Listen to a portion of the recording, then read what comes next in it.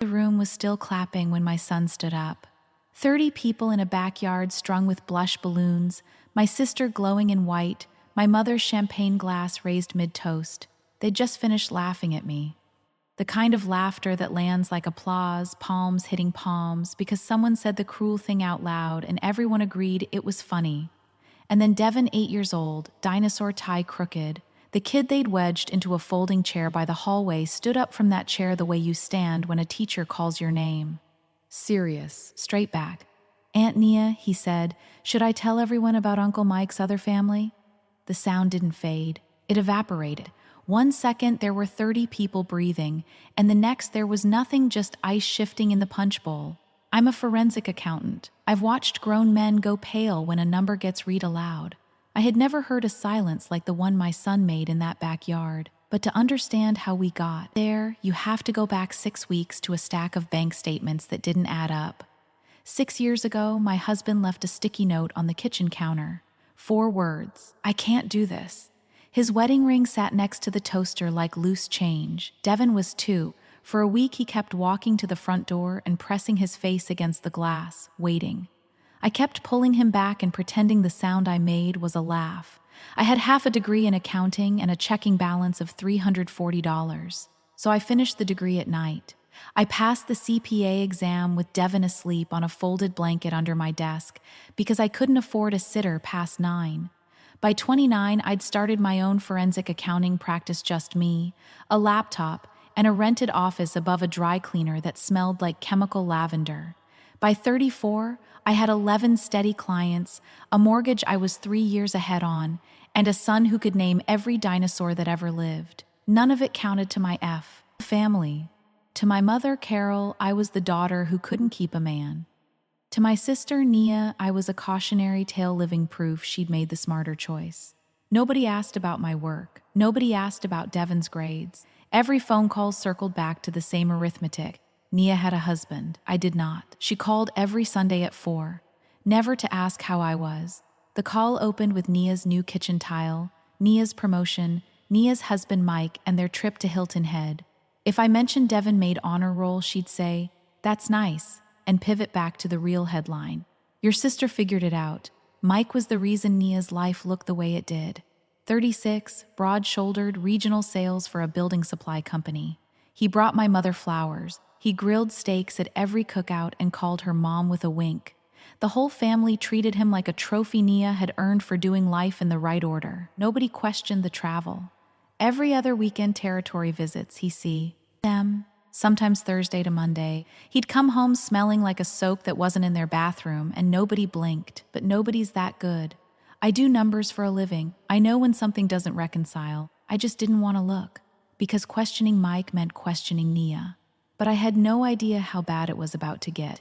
5 weeks before the shower, Mike called me. Not Nia, not my mother, me. He wanted a favor to pick Devin up from school so I could hit a client deadline. Something twitched in my gut, the way a figure twitches on a spreadsheet right before you find the error. But Devin's whole face lit up. Uncle Mike said milkshakes, Mom, so I said yes. They were gone 4 hours. Devin came home sticky-faced and happy, clutching a paper bag. Uncle Mike got me a toy. I looked inside. A red race car, small. The packaging said ages 2 to 4. Not a toy for an 8-year-old.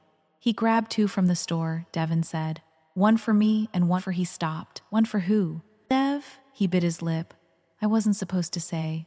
I let it go. I shouldn't have. But I let it go. That night I was moving a jacket Mike had left in the truck, and a crumpled receipt fell out. A gas station, fuel plus animal crackers and a juice box. The station was in Marbleton, 40 minutes east, past the county line, nowhere near Mike's territory and nowhere near any place Devin needed a milkshake. I smoothed the receipt flat and stared at it the way I stare at a column that won't balance. Devin didn't have a little brother, so whose race car was that? Then, 4 days before the shower, Mike texted, "Hey, quick favor. Refinancing the house, the bank wants organized statements. You're the numbers person. Could you glance at these?" He sent 3 PDFs, 3 months of a joint checking account. I should have said no. But some part of me, the part that still wanted to belong to this family, thought maybe he was finally seeing me as useful. So I opened them at 11 at night with cold coffee. Lee and Devin's math homework still on the table. Normal household spending, groceries, gas, prenatal copays. Then I saw it. A recurring auto-pay $450 a month to a property management company in Marbleton, the same town as the receipt. I scrolled. Another charge, $620 a month to Bright Horizons Children's Center, also Marbleton, a daycare. Nia wasn't due for 2 more months. They had no child yet. I closed the laptop. I didn't sleep. That night I made a decision that would change everything. I told myself to stay out of it. That's my reflex. I carry the weight. I organize the columns. I don't rock the table. But over-responsibility is a skill when you're an accountant. It's a trap when you're a sister. So I ran the numbers again. The Marbleton rent had been active for 37 months. The daycare for 31. Both started before Nia and Mike's wedding. Every month, like clockwork, Mike moved money into a separate account the day before Tuesday. The rent drafted. He was funding a second household on a schedule more reliable than his mortgage. My hands were shaking. I was angry at them for shaking. I read fraud reports for a living. I've untangled embezzlement, caught padded expenses, flagged phantom vendors. Numbers don't scare me. But these numbers had my sister's name on them, and my niece or nephew growing inside her. Then it got worse. 3 days before the shower, Mike took Devin out again. Devin came home quiet. He sat on his bed, pulling off his sneakers one at a time, slow. "Mom, can I tell you something?" "Always." Uncle Mike took me to a house, a different one.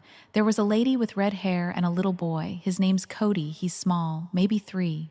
My spine went cold straight up the center, like someone laid an ice cube at the base and let it melt upward. "Who's the lady, Dev?" Uncle Mike called her Sarah. "She made us sandwiches." Cody showed me his trucks. He looked up, careful. Uncle Mike said it's a surprise. "Don't tell anyone, especially Aunt Nia." An 8-year-old can keep a surprise. A surprise ends in a smile.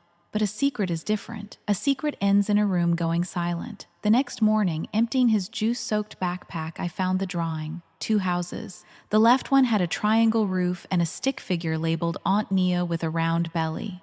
The right one was smaller, orange crayon, 3 figures. A tall man labeled Daddy Mike, a woman with red scribbles for hair, Aunt Sarah, and a tiny boy, Cody.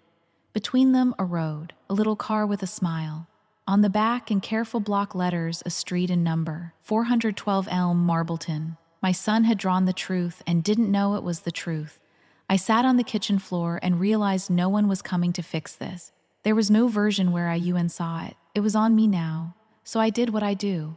I built a file. That night, after Devon slept, I pulled the county assessor's public records, the same database I use for asset searches. 412 Elm, a 2-bedroom rental leased to a Michael and Sarah Dunning, April 3 years back. Co-signed, utilities in both names. The lease gave me the adults. My son had already given me the child.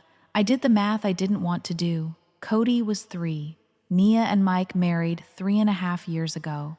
Mike had fathered a child with another woman right around his own wedding and built a second life 40 minutes from the house where my sister was painting a nursery sage green. Here's what I didn't do. I didn't screenshot it and text it to Nia at midnight. I didn't announce it on speakerphone. I know exactly what a well-timed reveal does to a person's finances, their custody, their whole life. Dropping that bomb at a baby shower in front of 30 people with Nia 7 months pregnant, that isn't justice.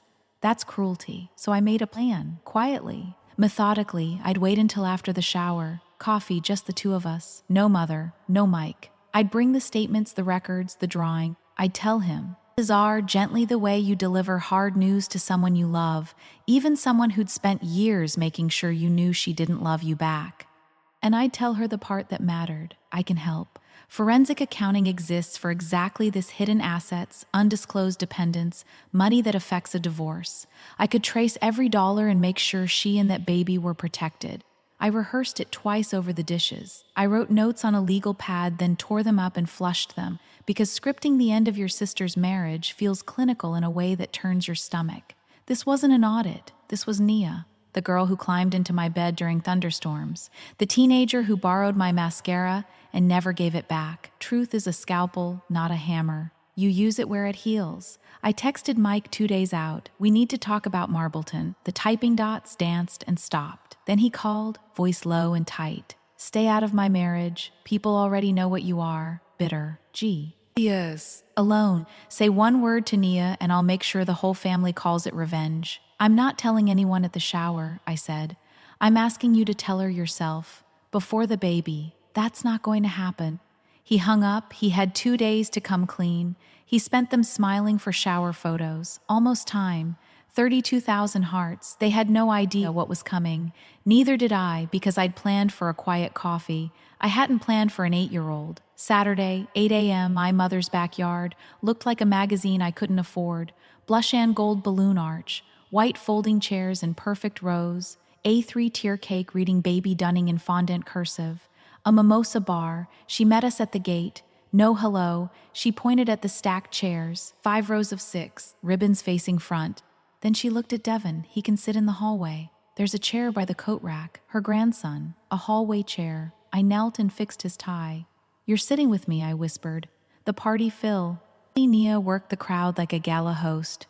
When she reached the gift table, she opened the big boxes, first each one a squeal. A held-up display. Applause. Then she got to mine.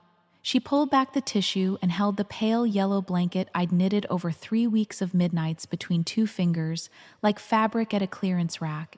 Oh, homemade. That's so you, Ingrid.